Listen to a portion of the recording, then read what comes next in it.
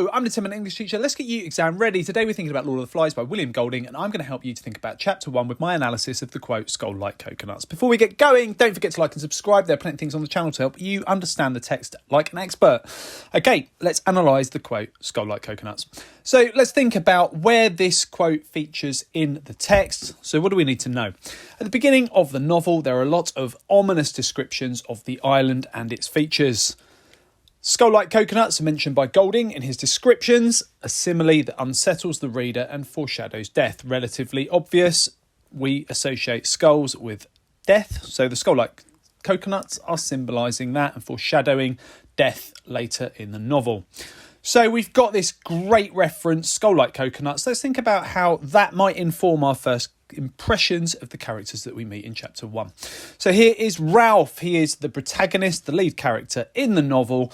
We know about the skull-like coconuts. That's informed our judgments of this island, the situation the boys are in. What's Ralph's response to being on this island? He says no grown-ups. So he's positive, full of optimism, and he's an idealist. He thinks everything is going to be okay.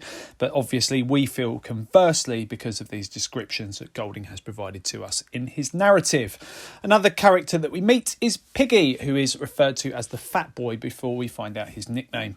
What's Piggy's impression of being on this island that we know is a threat to them all? He says, "This is an island and they're all dead," in reference to the parents of the boys. So he's more of a rational character and he's less optimistic about being on this island. We also meet Simon, and what is our first impression of him? Well, he faints in chapter 1 after arriving with Jack and joining the party after Ralph's blown the conch. He seems vulnerable. So we know this island is a threat, it's dangerous, and Simon is somebody who could be in danger there. Seems like quite a vulnerable character. And that leaves us with our final key character that we meet in chapter 1. That's Jack. And Jack, at the end of chapter 1, almost kills a pig. And chapter 1 closes with this ominous statement: next time there would be no mercy. So we know that death is looming. There may be violence. We've had all this alluded to in this symbolism from the simile skull-like coconuts, and our impression of Jack and his involvement in chapter 1 leads us to come to the conclusion that if there is to be death and violence, he may well be involved.